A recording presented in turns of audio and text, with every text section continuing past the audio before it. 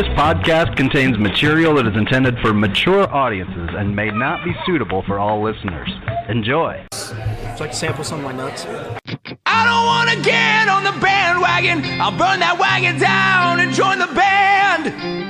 Traveling troubadours terrorizing street corners just to try to get some supper in our hands. Now I waited all my life to get this on my chest, scream bloody murder until someone understands that it ain't about the money, the drugs, or the women. I make this noise just because I can. And we'll all join in to that original sin. So let's get rowdy and reckless. Let's get rowdy and reckless. Let's get rowdy and reckless. Just for the hell of it. Just for the hell of it.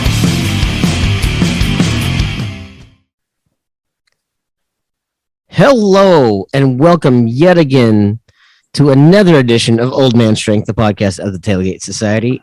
I am Tim Johnson, joined as always by Chris Shipley. Chris, how are we doing this evening? Doing well. Doing not bad.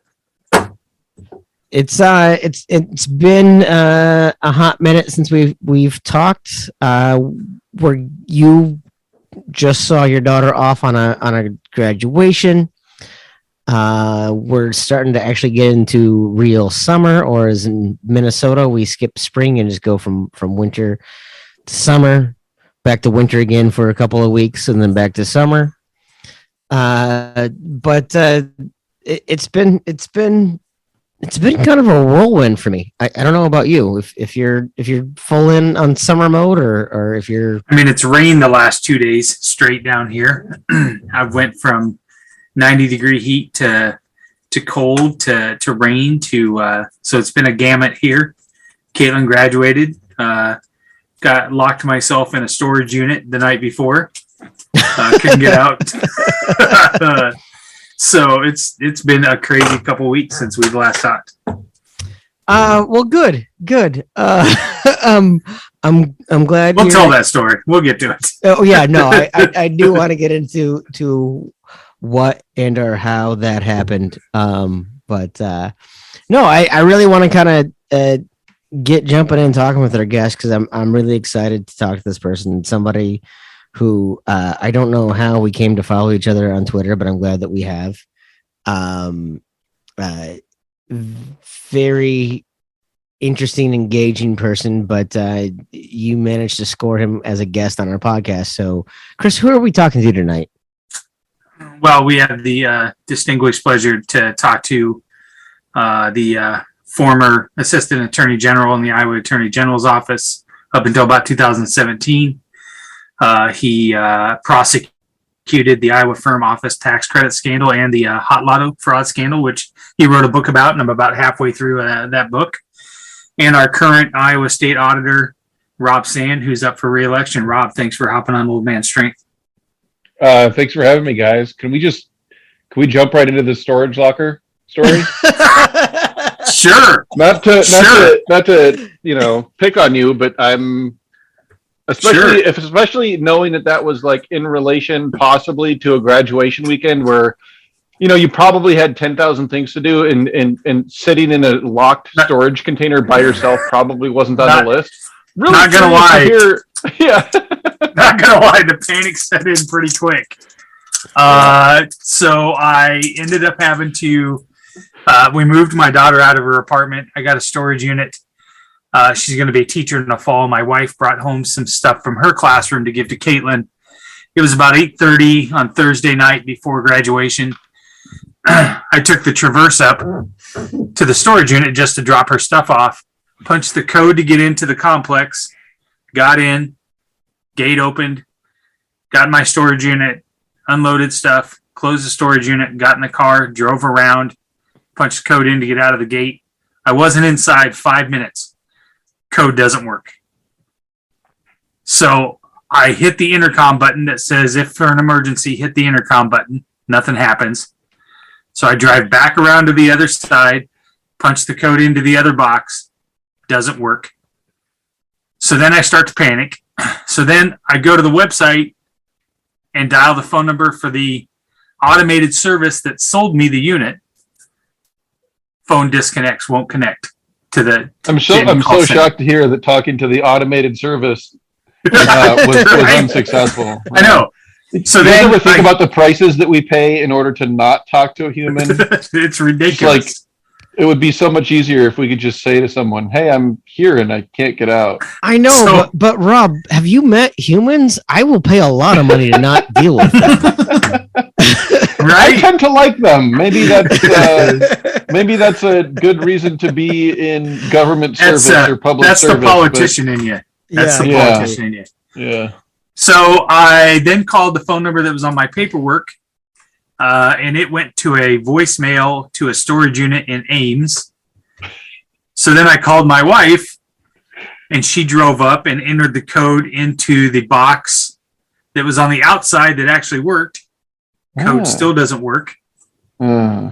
So now I'm really panicked because I clearly can't climb this fucking fence. It's 6.5 feet with spokes.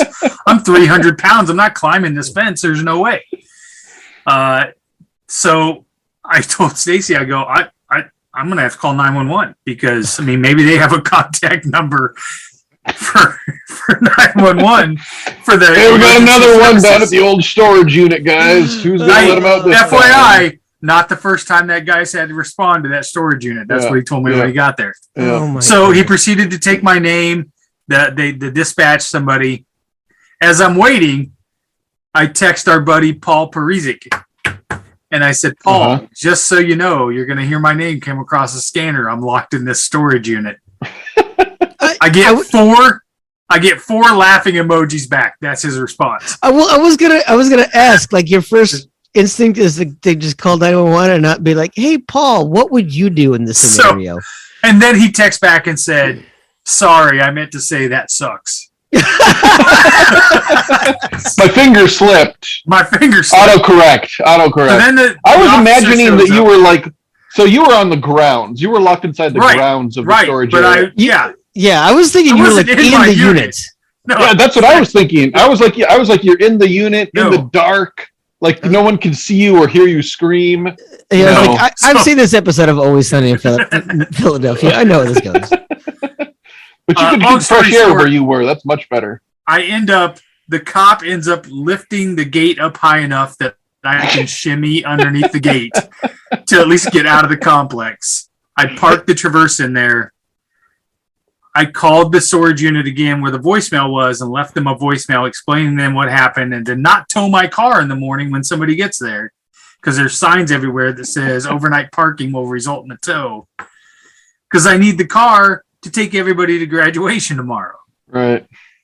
And then 5 minutes later after I left the voicemail, the guy that owns the place called me and gave me a temporary code. And then he was like, well, why didn't you just leave a voicemail? I always check my voicemails. Well, how the fuck am I supposed to know that at 9:00 at night? Well, boy. So that's how that started. I think, FYI, Stacy did take a picture of me behind the bars. I think I would have just shouted "renegade" and floored it and tried to drive right through the fence. But that's and then blamed it on them. Been like, right? You're the one that locked me in here. What was I supposed to do? Exactly. I didn't want to call the police and bother them. Right. Well, that's a pretty good story. And the next time I have a busy weekend where I'm supposed to be doing stuff with my family and I, get stuck somewhere, I'll think about that. You're gonna be quote unquote locked in a storage unit when you don't want to have to deal with people. We'll have to see what happens. I was gonna say, because that sounds like a really good excuse, honestly. Like, oh man, I would have made it to that party, but I got locked in a storage unit. Or if he's got invoice number 78943-12 to read. Yeah. So before we started talking, I was telling these guys I was on page 7. I've got 20 pages left to go on a report that I need to get through tonight. So that's going to be my project for when we're done. And after I finish the phone call about at 8:00, then I'll get back to my audit for the evening. So yeah, why don't we go and start there, Rob? You have, I think, a really exciting job filled with intrigue. But seriously, like, your job is actually, I think, probably a lot more interesting than I think people necessarily understand. So like, you spent a career prosecuting criminals and watching out for fraud and watching out to protect Iowans from maybe some nefarious or otherwise misuse of funds. So why don't you explain to our listeners what God, this is going to sound like Office Space. What would you say you do? So, Michael, I celebrate his entire catalog.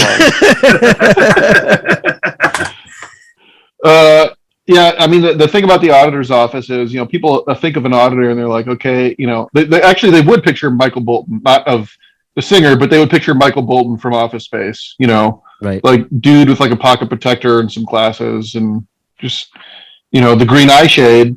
And we have a lot of those people in the office. They are wonderful public servants who care a lot about the state of Iowa and want to do right by it.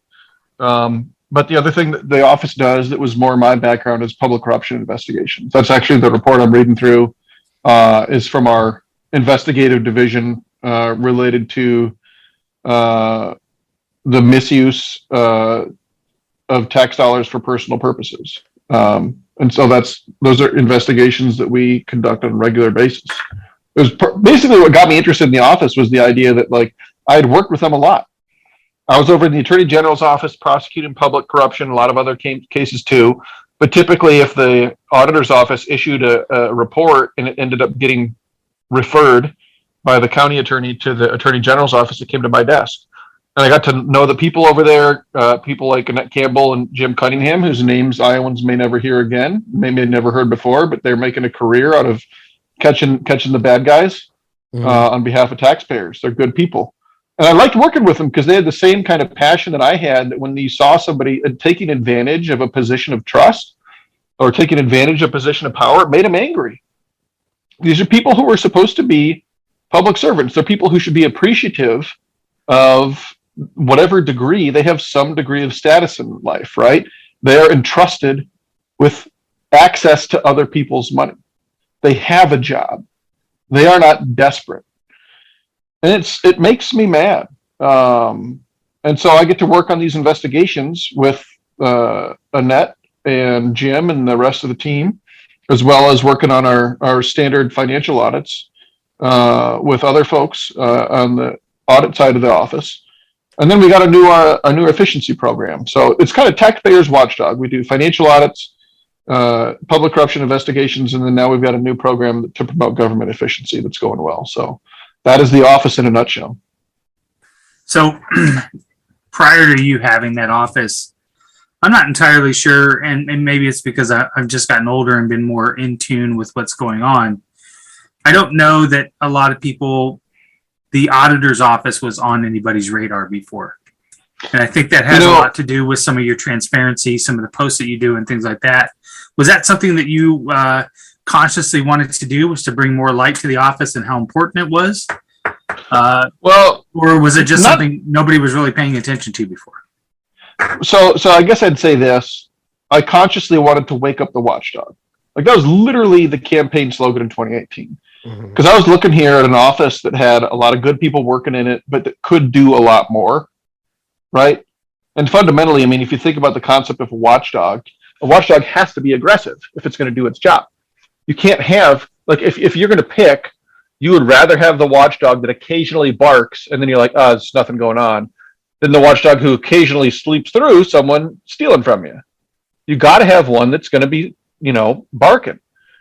And I wanted to do that. I saw in this office the ability to really have an impact for taxpayers in a way that just wasn't happening currently.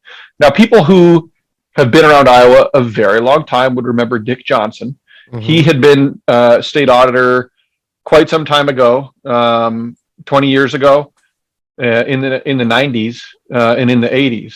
And he was a bit of a rabble rouser like me. He wasn't afraid to call people out, no matter who they were, and say, hey, what are you doing? There's a better way to do this. Or say, hey, what are you doing? That's not the way you're supposed to do this. That's illegal. And so I think back in the day, I would guess that people were more familiar with the auditor's office because Dick Johnson was more willing to, raise hell. Which when you think about our system of government and you think about, what we get out of it, there's a lot of hell raising that needs to happen.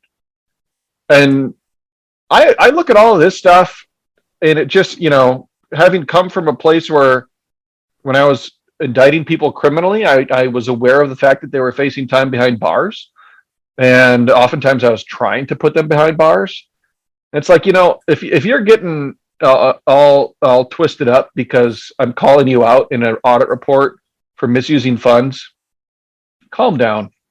It's an audit. You're not getting charged with the crime here. We're doing our job. And I just think if we're really going to do the job for taxpayers, you got to have somebody in here who's, pushing. Well, sure. I mean, you mentioned the term government efficiency, which I think a few people would consider an oxymoron in a lot of ways. And I think there's certainly something to be said for people that aspire to public office. You're not going to find too many introverts running for public office. You're not going to find too many Not people, typically. right? That are, not to say that there aren't so many people that are interested in the greater good for the community or for the state or for whatever. But I think it seems like it's probably a pretty fertile soil for maybe some people with some more self-interest, right? That I think it requires for the taxpayers, for the folks of Iowa, to have someone who's paying attention, particularly to the things that people aren't necessarily looking at on a day-to-day basis. Yeah, and that goes to I think part of your question earlier, Chris, is like the idea of like raising it's less about raising the profile of the office, and you talk about like my transparency efforts, and I do a little virtual town hall on Facebook on Tuesdays at 4:45. I'm active on Twitter and active on Facebook, and I think that's part of my job, to be there because look, like I don't, government is large and complex and unwieldy, and I get paid a salary in taxpayer dollars to in part help everybody understand what's going on. That is my job. And so I see that as part of my job, and I enjoy that because it's your government. It's your government, right? It's our government. It belongs to us. And so the people who are in it should be out there answering questions and talking to folks about what's going on. But I want to dovetail that into something you said, about government efficiency being an oxymoron. And I want to dovetail addressing that into the idea that, that people in government are bad, and that it's fertile ground for people who are self-interested. So let me tell you a little story. So the question of government efficiency to me is not a question of is it efficient or isn't it, but how efficient can we get it? Mm-hmm. Right? Hate's a strong word. And we are trying so hard to get our 5.5-year-old to stop saying it. So he hates this, hates that, so we're trying to get him off of it. So I'll back up. I really don't like the idea that we constantly have no room for nuance in our lives. Mm-hmm. I can't stand the idea that you just have your ideology or your prediction of what's going to happen, and then instead of actually going out there and doing the work to make the better outcome happen, we tend to sit back and say, well, here's my prediction, and then we're satisfied to see our prediction happen, whether it's actually a good outcome or not. And so to me, can government be efficient? Well, I don't know. How efficient can we get it? We're asking the wrong question. Let's get it as efficient as we can do. Let's do something to make it as efficient as it can possibly be, because government efficiency is great. Let's save a pile of money for the county, and then let's argue about whether or not we should lower property taxes or hire a new sheriff's deputy, right? But first, if we can get it more efficient, that's good. So we created this program. It's called PI, Public Innovations and Efficiencies. And the whole point of it is improving efficiency.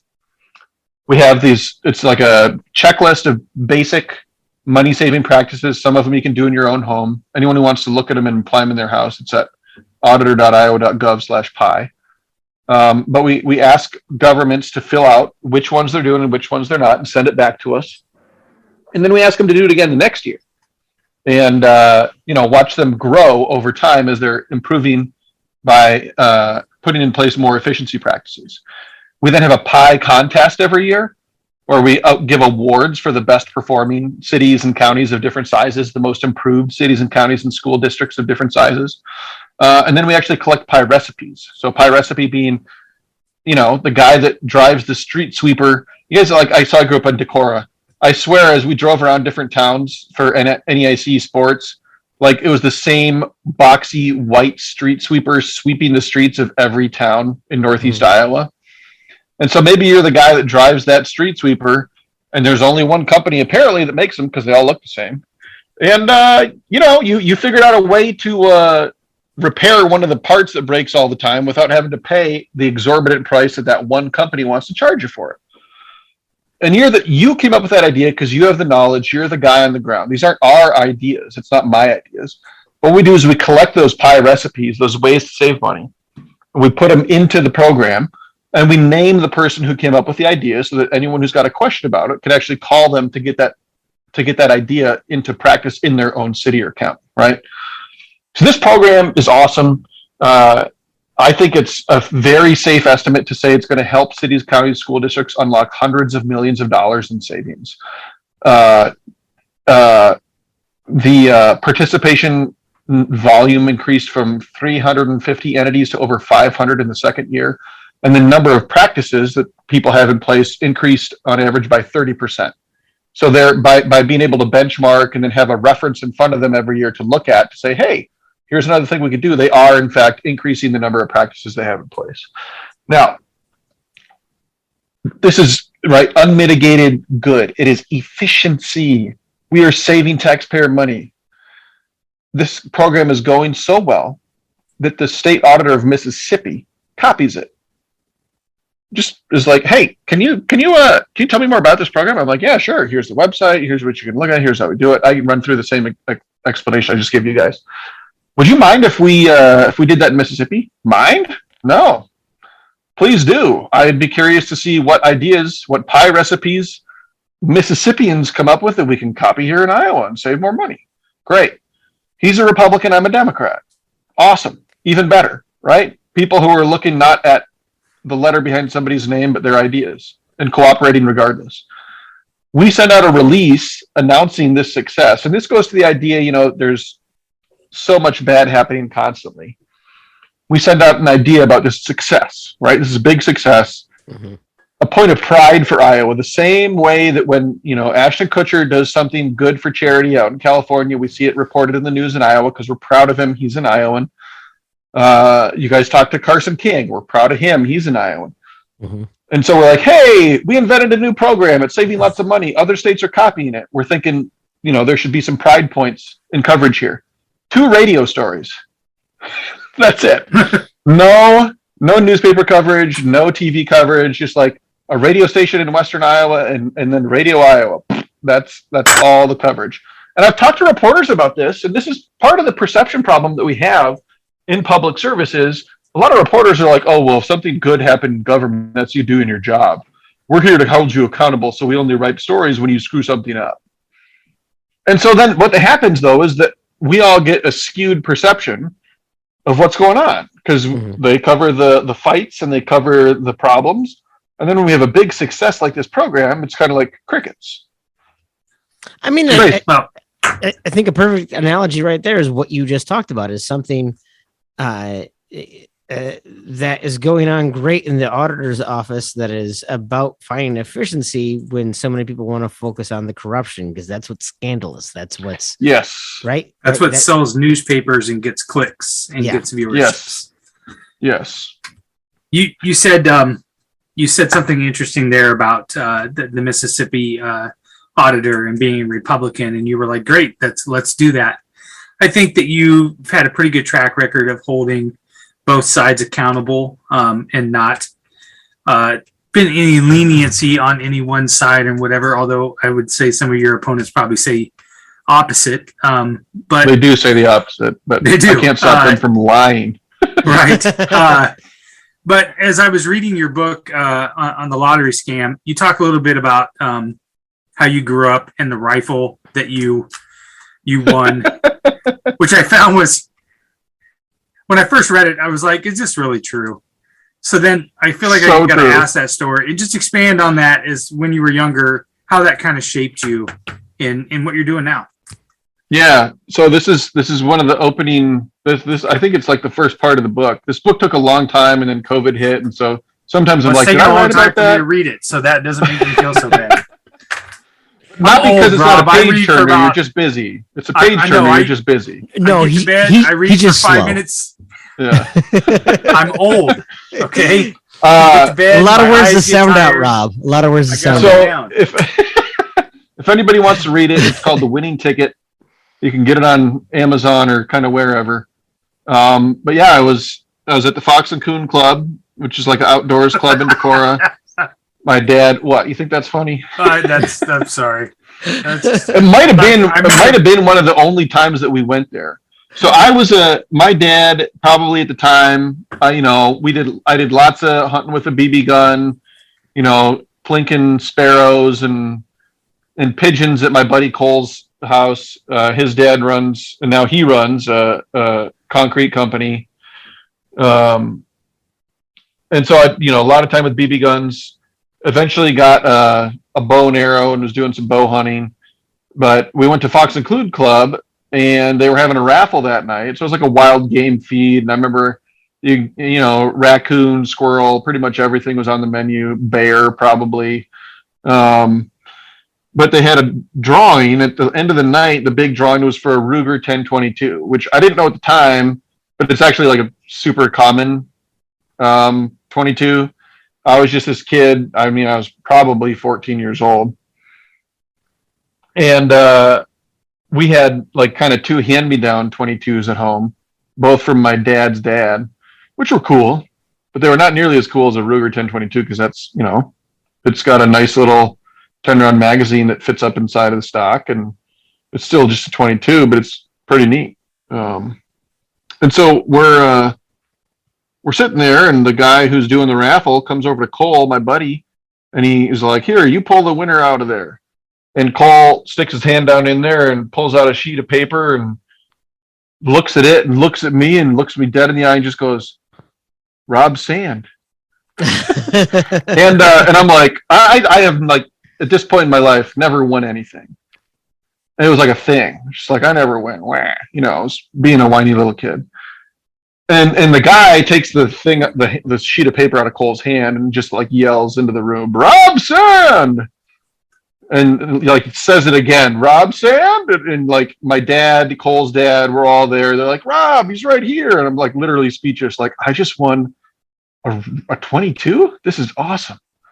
And so the funny part of the story that Chris is getting to is like, some amount of time later, Cole's like, "Hey, Rob, when I pulled your name out, I had looked down in the barrel and seen it down in there into the bucket."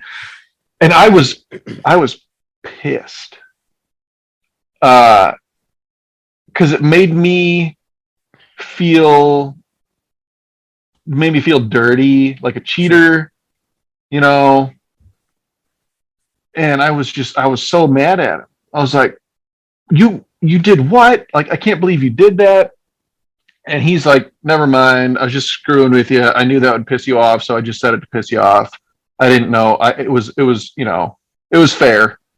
And so I mean, at the end of the day, only Cole Quandall to this day truly knows whether or not he saw my name on that scrap of paper and then pulled it out, or if we just pulled it out.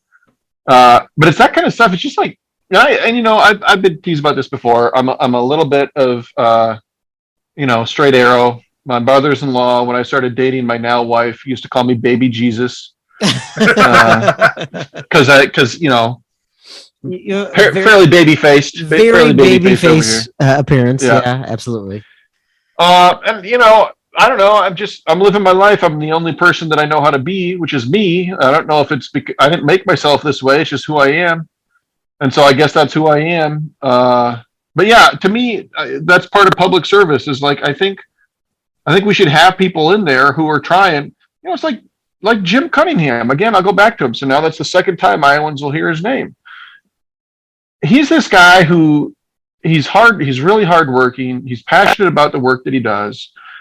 He cares a lot about doing the right thing. And he's the same way as me. It gets him pissed off when he sees people abusing the public's trust. It's good to have people like that. It's good for us to land in the right place where we can actually put that desire to do the right thing to work for other people. We can put that to work.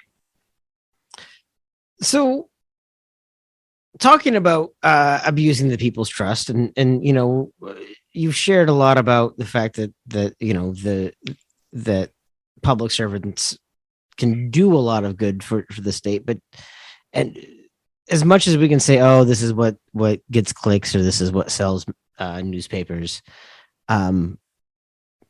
do you think though that there has been a fair amount of actual scandals that have happened, a fair amount that has actually maybe made the public less trusting enough? Oh yeah, right. That there's been enough going on that you certainly have to appreciate a healthy skepticism that I think I have.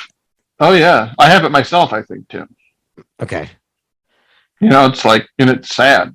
You could look at studies of public trust. You know, do you think in general that the government does the right thing? And basically, after Watergate,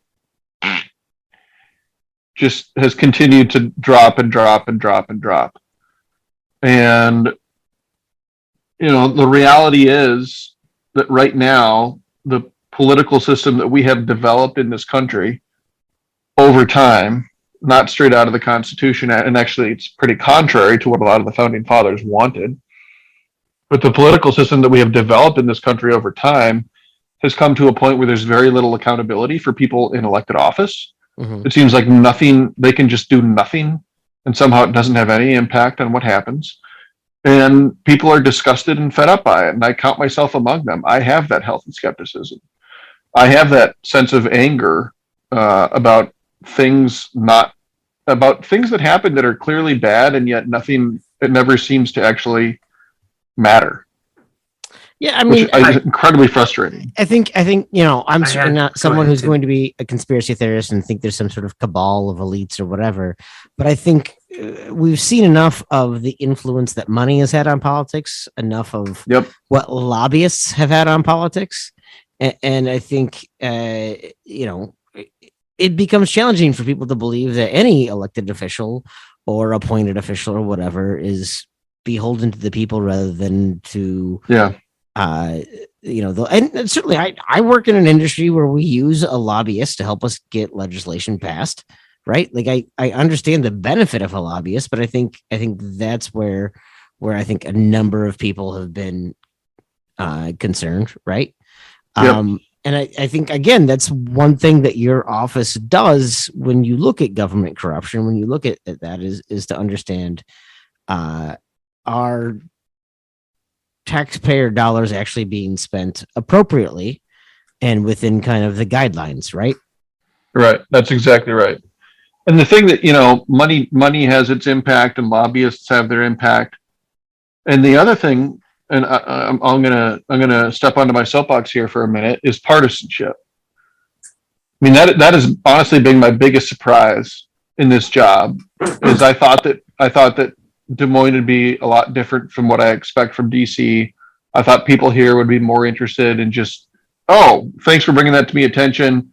You know, like me and the Republican. So I'm a Democrat. For anyone who's listening doesn't know, I also would prefer that we get rid of all political parties. Let me say that.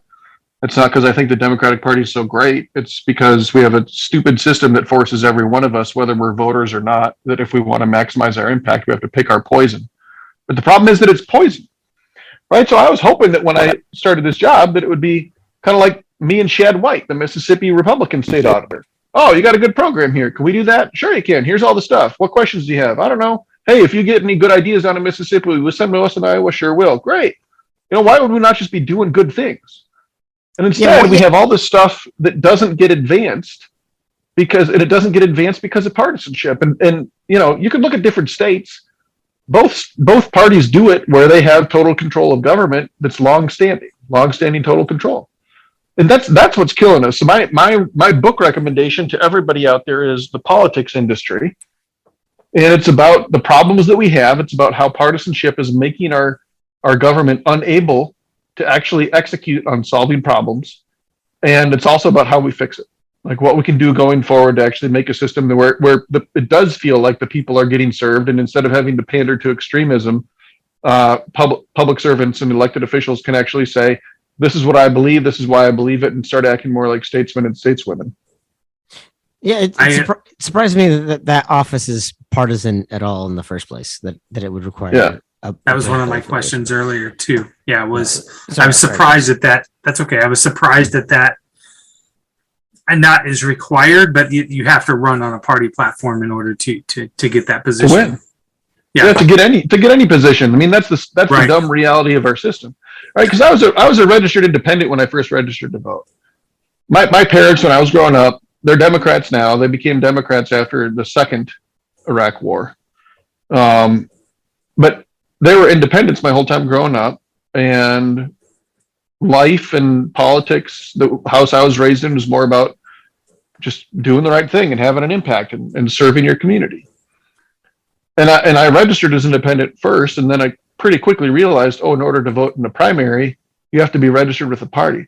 Well, that doesn't make sense. I mean, think about that, you guys. Yeah. How un-American is it that in the country where we celebrate Independence Day, we do not allow independent voters to participate as freely in our democracy as partisan voters? My high school government teacher told me that I was stupid for not choosing a political party. She's like, how would you decide to vote on offices that you don't know? With my brain? And I was like, well, look, if I don't know, I'd rather not elect in a criminal just because he's affiliated with right.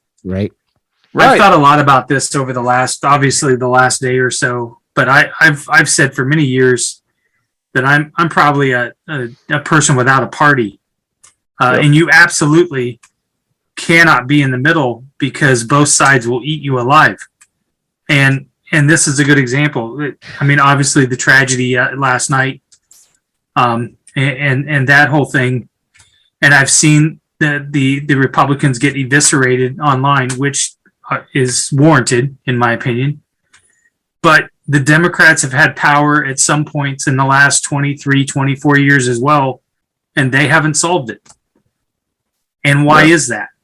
Are you telling me that the Republicans, every time the Democrats have had power, the Republicans have been able to outsmart them and block them at every turn? Yeah. So either they are too stupid to figure it out, or really, honestly, if they solve the problem, what are they going to campaign on and gather their money on? Chris, bingo. I mean, there's a perverse incentive in our system. And again, the book, ladies and gentlemen, is The Politics Industry. They do a really good job of laying this all out. And no, I'm not related to either of the authors or anything. This is my somewhat lonely crusade that I hope many other people will join me on. But there is a perverse incentive in our political system to not solve problems, because that way you can campaign on them and you just blame the other party. And I'll tell you, this book hands it to both the Democrats and the Republicans pretty evenly. And they talk about immigration, and one of the things that could have been fixed on immigration that Obama played a role in stopping. Mm-hmm.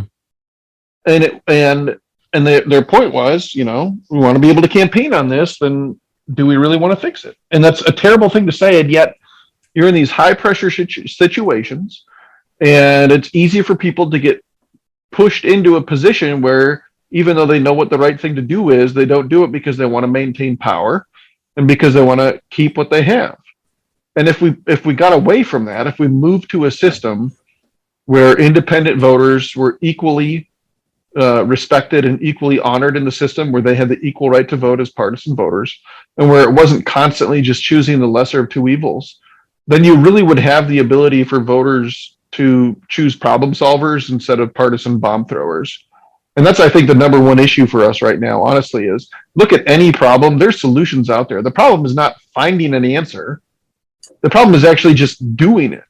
And the lack of political willpower comes from a system that incentivizes two parties fighting each other instead of actually getting problems solved. I think one thing that always fascinates me is, and this happens time and time again with poll after poll after poll, that if you interview voters on specific issues, they feel one way.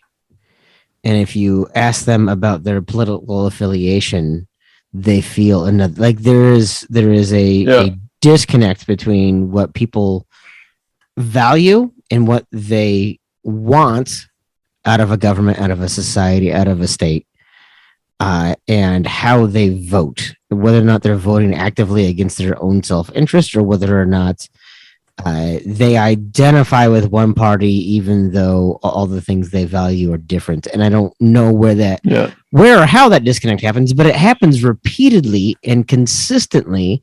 That if you ask people what they want done and ask them how they're voting, and that's definitely on both sides. Like it does not make sense to me. I can't square that circle, and I don't know if you have any insight on that. Let me give it a stab. So I'm gonna push back on something. Okay. And then I'll talk about why people do that. So one of my things that I can't stand hearing is the idea that people are voting against their own self-interest, because most major world religions and a lot of other good thinking recognize that our own self-interest is not our purpose in this world alone. Sure. Okay. That what is good for me should not be my highest guiding light. And so Democrats oftentimes have this really annoying attitude where they say, "Oh, these people should be voting for us. You know, they're not smart enough to figure it out." No, they care about something more than they care about themselves. Thank goodness for people like that on this planet. Mm-hmm. Right? And so whatever their issue is, it happens to be an issue that Republicans agree with them on. They're like, well, Republicans aren't going to do anything for me, but I'm not voting for me. I'm voting for X, Y, and Z. And now I wish that was happening, in the direction that was better for the party that I happen to belong to, the poison that I happen to be holding, but it's not. But that's what that is, And I don't, and it's the same thing with wealthy people who support Democrats with their votes or with contributions, because they're like, yeah, my taxes should be higher. I have an insane amount of money. I don't know what to do with it all. And so they're the same way. They're voting against their economic self-interest, but we are more than our own bottom line. Now the trick here comes, and the reason people keep doing it is because we have, again, a stupid two-party system that pretends that there are only two ways to think. Mm-hmm. And so we tell people, oh, well, if you believe in butter side up, you have to be on this side of the wall in the great butter battle. And if you believe in butter side down, you have to be on that side. And really, that's the only divide. So if you care, for example, if you care more about the issue of abortion than anything else, then and you just maniacally believe, strongly believe that life begins at conception, and that is like an overriding issue for you that you feel passionately about, you only have one choice in the general election. You're going to vote for the Republicans. That's dumb. We should have a system where you can have on your ballot in the general election multiple Republicans or multiple Democrats that have additional other views to offer, right? So that you can actually vote for someone that's closer to all of your views, as opposed to only, exciting you and riling you up on the thing that you're most passionate about. Because I don't know if you guys have noticed, but the riling up, not going so great lately. January 6th, not a good thing. Right. And the more we rile people up on these issues, the worse our political landscape becomes, the more dangerous our country becomes, and the fewer problems we actually solve together. And I want to say this too. Problem solving, I'm not talking, some people go, oh, Democrat problem solving, he wants to make more government programs. No. Problem solving can be removing regulations. Mm-hmm. It depends on the situation, right? Again, we have to make room for nuance. This is common sense. Every time somebody gets up there and they're like, you've never even passed a bill, right? That should be the death knell for anyone who's in the legislature.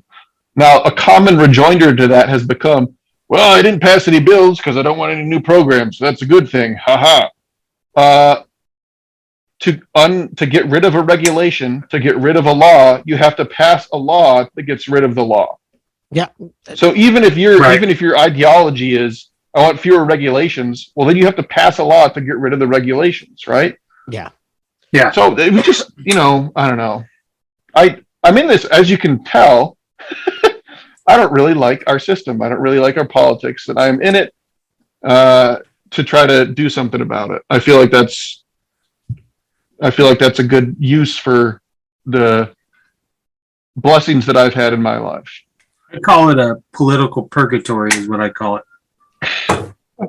Maybe we're all in it and we can Right. ride it out, Right. ride it out so that our kids have a system that actually works a little bit better. Ain't into that. For sure. Rob, you let's talk a little bit about your time in the Attorney General's office. How much time do you have? Do you have a hard stop here at 8? I mean, I've got an 8:00 phone call, but It's government stuff. They can wait. No, it's actually it's a phone call with a friend, but that makes it easier to bump. It's just one person waiting on me. Fascinated by the work that you did on the Eddie Tipton lottery scandal.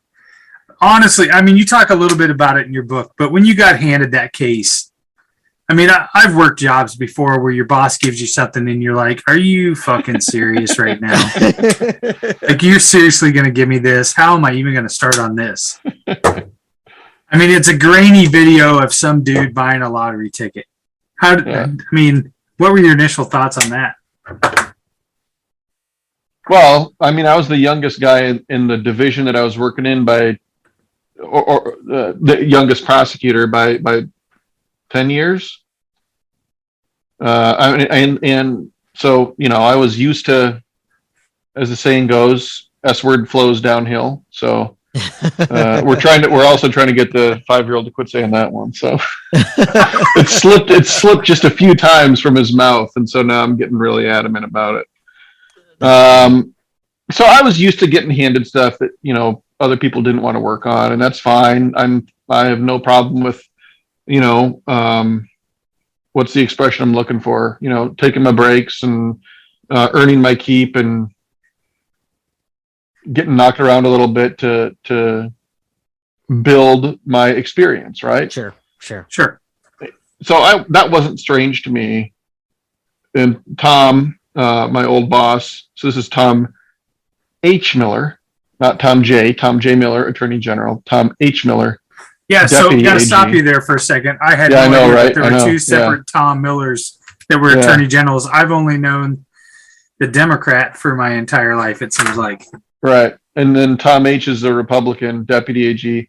I want to think of, so people in the office jokingly would say Big Tom and Little Tom, which always makes me think of that scene in Wayne's World where they're with Alice Cooper and they're like, you very big, me, very, very small. That is a reference, by the way. That's right. I applaud One that. of the greatest pieces of cinema in American history. Thank you very much for that reference. Yeah. So good. But so Tom had been kind of a mentor to me. He'd tried my first few cases with me, kind of taught me the ropes. And he, by the way, just, you want to talk about good public servants. Here's a name that nobody knows, Tom H. Miller. You wouldn't recognize him on the street because he's not the Attorney General, Tom Miller. And this guy has done so much to provide justice for victims of crimes, to catch the bad guys and gals. There was this case. Can I talk about a different case instead of the lottery case? Sure. No, you were. Because that way everybody has do whatever you want. That way everybody has to buy the book, right? There you go. Right. There we seriously, go. I want to tell you a different story. Rob. I want to tell you a story about Tom H. Miller because people don't know this story. People don't know what Tom H. Miller has done for this state.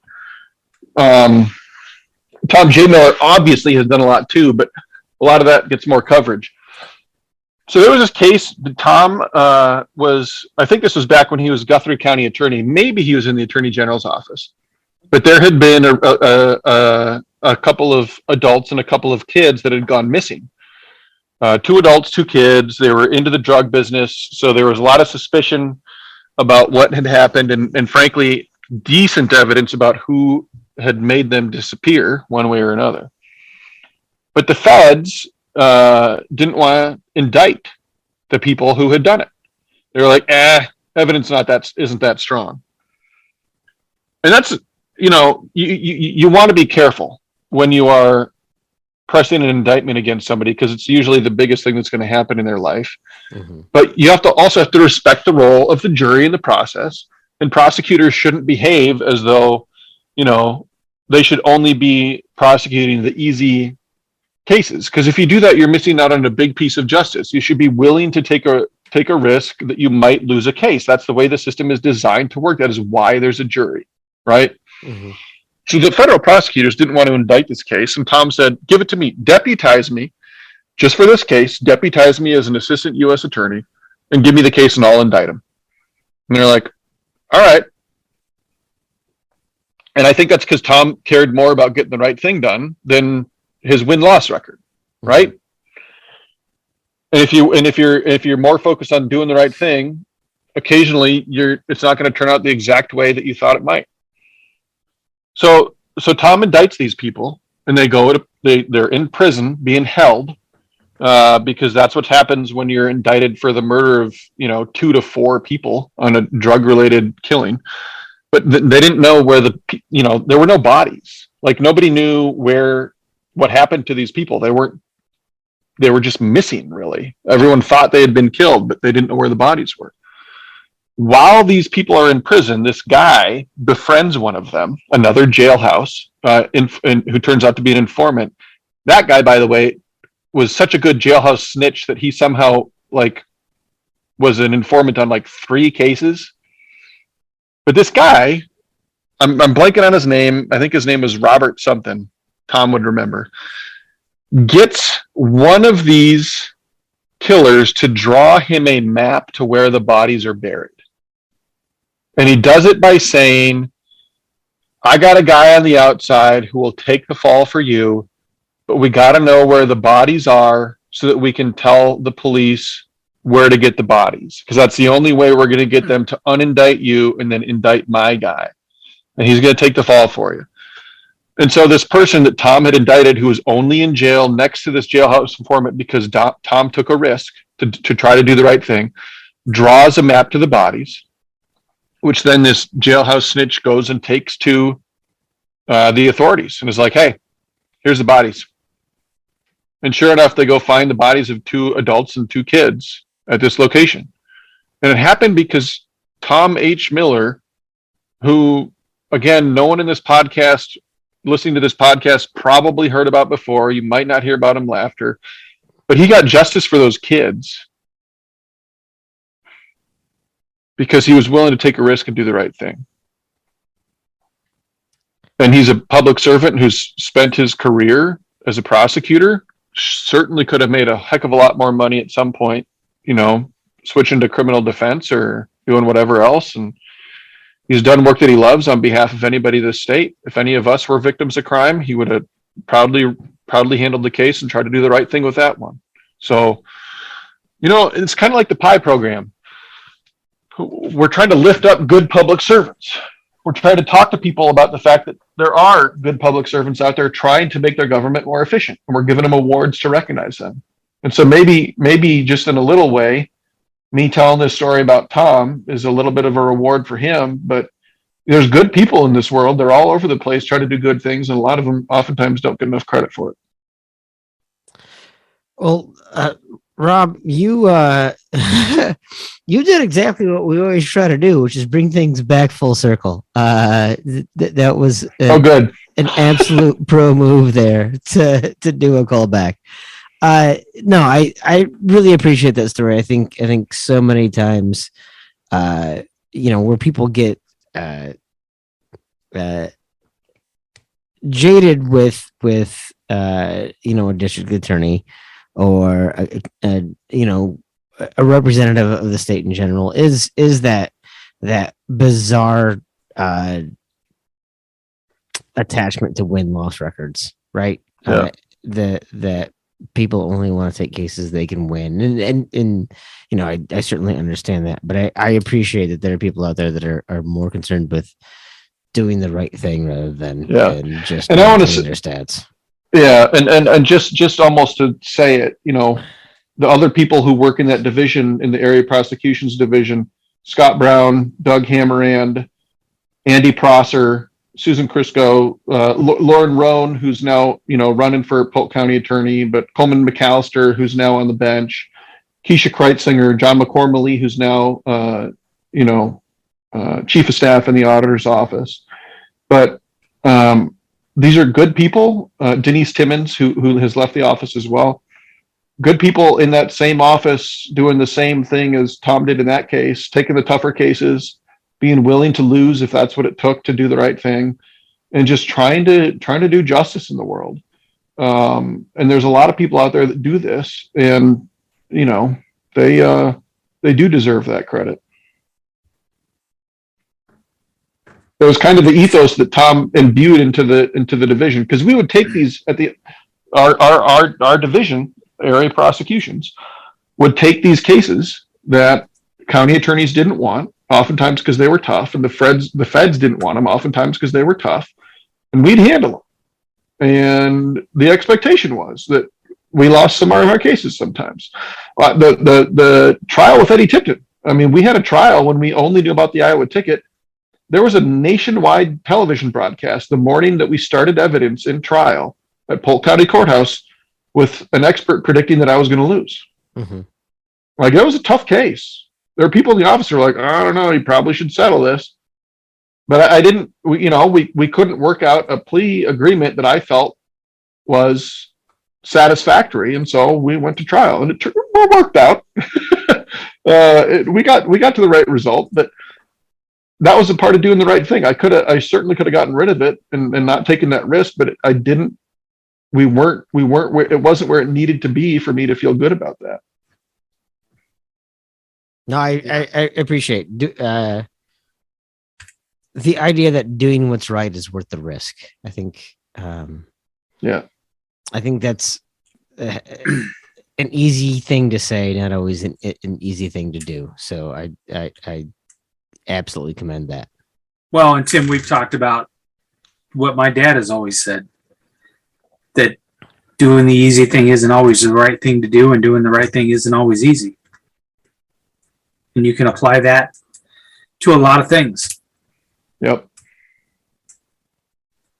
Yeah, I mean so I've mentioned the 5.5-year-old twice, but we also have an 8-year-old, and he's more of the age where he's starting to glom onto that kind of stuff. And it's the same way you raise your kids. We should expect that people in elected office follow the same rules that we teach our kids. And I think we can get there. We're just at a moment in history where the divisions in front of us, combined with a system that fosters divisions and incentivizes them, is combining to put us in a really bad place. Yeah, just the whole landscape of where we're at as a nation right now is such at a tipping point. And I've had this conversation with several people, good people, that I think sometimes will go, I'm over it, I'm disengaging or whatever. And I constantly fight back at that and say, yeah, when all the good people leave, what does that leave? That's right. Those are the people that need to stay, not in the fight. I don't want to use the word fight because it's not a fight. That's right. When all the good voices leave and the common sense and the level-headedness leaves, all that leaves is the fringe. Okay. Yep. And that's a dangerous area to be in. You want the good voices involved in the conversation. Yeah. Right. Yeah. Like, I wasn't sad that Tim left Twitter. I wasn't sad about that. When Tim took a break from Twitter, it was the greatest 3 weeks of my life. Twitter is such a cesspool. You know what, man? All you've done is defend ketchup as a condiment. So maybe I put ketchup on chili dogs just tonight, dude. What is wrong with that? You put ketchup on chili dogs? Yes. What's the point of having the chili then? That's like a crime against ketchup, chili. Listen, all I'm telling you is, thank you, Rob. If you put ketchup on the chili, it gives a little bit of that sweet tang. I'm just saying. There's a lot of other ways to get sweet tang on chili without putting just processed sugar tomatoes. Listen, I'm just going to tell you right now. I'm 300 pounds. Don't tell me I don't know about food. Right? Like, that's going up to Mike Tyson and go, you don't know anything about boxing. Like, come on. I'm saying, no, I'm going to, you know what? Also, Tim, leave it just to alone, get Tim. irritated, Don't touch it. I Don't drank, scratch that itch, Tim. drank a little peach whiskey tonight too, Tim, just to get you a little irritated because I know how much you hate that. Tim's a snob when it comes to food and alcohol. No, so. I just actually care about, quality. I don't understand why quality is such a bad thing to care about. I don't. No, so I'm gonna. We talked about occupying the middle ground and how dangerous that is, but I'm gonna go ahead and say that I'm pretty sure if you're eating chili dogs, you can't be a food snob just because you don't want ketchup on it. Chili dogs, by definition, are not. I love hot dogs. I love chili dogs. I wouldn't call them high class. They're not connoisseur quality. I'm just saying. Yeah. I just wouldn't put ketchup on it. What a weird. Okay. You're a weird man, Chris Shipley. You are very. I appreciate that. All right, Rob. I'll ask you this one last question, and then we'll get you back on your evening. Shoot. 2022 Rob goes back. What advice is he given 2012 Rob Sand? 2012 Rob? Let's see. So I would have been guys, I am what happened to me in 2012 is I got married. And June 2nd is going to be my 10th anniversary. Oh wow! To my really wonderful wife Christine. The advice I would have given myself is over communicate, and it would have been in context of marriage. Yep. I've said since before I was ever married that my conception of marriage was, we don't call things commitments when they're easy things that we always want to wake up and do no matter what, right? I remember bizarrely that there was a guy that I worked with in high school. I was in high school. He was much older, but I remember having a conversation with him about it, and and saying that to him. And I remember he came back to me like a long time later and was like, "That was really helpful." But it's true, right? You don't have to commit to breathing. I don't have to commit to like having breakfast every morning. Like, I love breakfast. I'm ready to have it. Marriage is not always easy. And I think like any relationship, you can hit the point where you're just kind of like, I'm tired, especially once you add kids to the mix.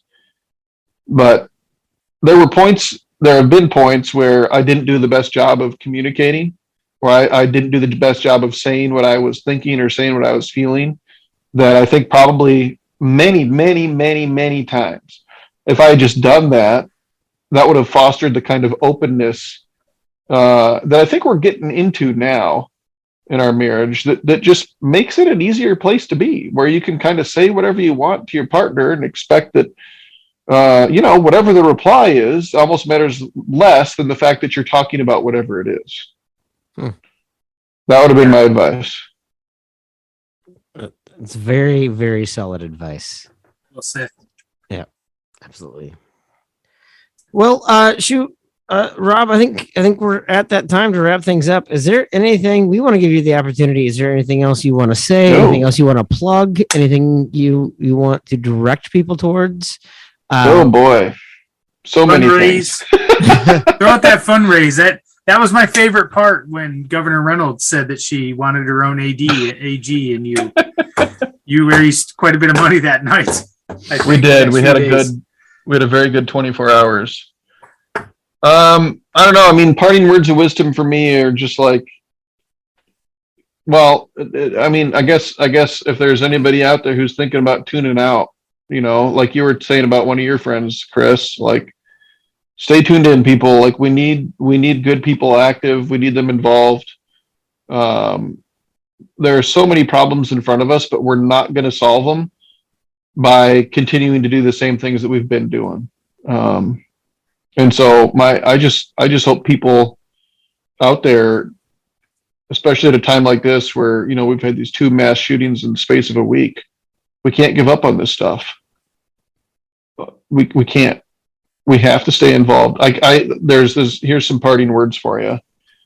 This is a quote that has been a favorite of mine for over 2 decades. Do not be daunted by the enormity of the world's grief. It is not your obligation to complete the work, but neither are you free to abandon it. We can't. It's not enough for us to say, oh, well, I can't fix it. Well, the question isn't whether you can fix it. The question is, are we doing what we can do? And we got to do what we can do.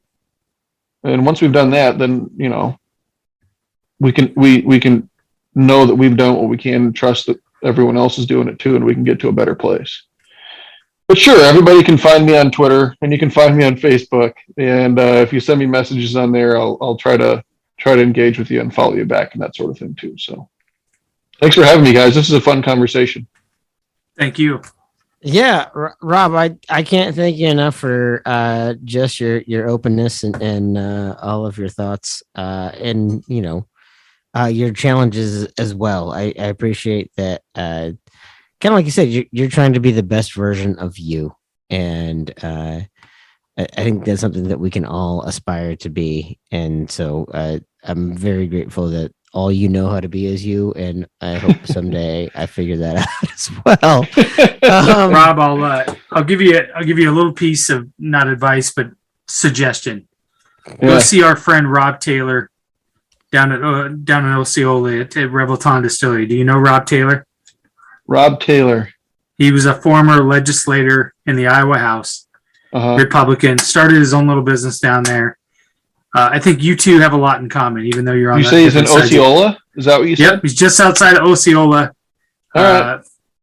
Go check out Rob Taylor and 1400 West Clay Street in Osceola, Iowa. There you go. I think I think you two would get along. All right. I'll look him up. Thanks, Chris. Yep. Awesome. Well, that's it, listener. You have once again wasted another hour. It's true. We got 5. I was gonna say, I'd like to say shout out to all of our listeners. Bill. Bill bitched last 2 days ago because we hadn't posted an episode in 2 weeks. We got jobs, Bill. Anyway, thank you all for listening once again to yet another edition of Old Man Strength.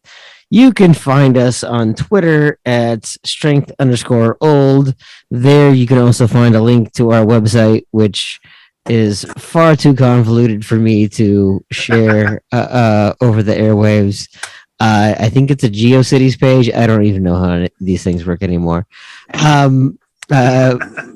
We are grateful to our guest, Rob Sand, once again. We're going to launch MySpace. I haven't heard of GeoCities for like 20 years. That's amazing. Yeah, exactly. And I realize this is uncouth to like chime in now that you're wrapping everything up. No, do it, Rob. I have to do it because I was thinking about what I was saying before, and I want to name two other people from area prosecutions, and that's Candace Lockard and Sonia Selmeyer, who are wonderful, wonderful folks who are not attorneys, but Candace is a victim witness coordinator who really did an amazing job of holding people's hand through some of the toughest experiences they've ever had, and Sonia is just absolute organizer and assistant of all things, jack of all trades extraordinaire, and the attorneys couldn't have been doing what they were doing in courtroom without their backup. So I just want to add those names too. Perfect. That's excellent, Rob. Thank you very much for caring so much about people that you want everyone to get credit for the amazing work that they're doing. That's kind of the whole point of this podcast is cool. Really highlighting some amazing things and some amazing people. So thank you very much for that. So again, please go ahead, follow Rob on Twitter. He will probably follow you back, and you can harass him there. It is always a good time. Again, strength_old, SciGrad, SciDad. I am back on Twitter. I can't be a Twitter for very long. So Tim Johnson, MN. We'll see how long I last again before I give up because of the cesspool that it is. But we thank you all very much for listening, and we will see you guys next time. I don't want to get on the bandwagon. wagon, I'll burn that wagon down and join the band. Traveling troubadours terrorizing street corners just to try to get some supper in our hands. Now I waited all my life to get this off my chest, scream bloody murder until someone understands that it ain't about the money, the drugs, or the women. I make this noise just because I can. And we'll all join in to that original sin.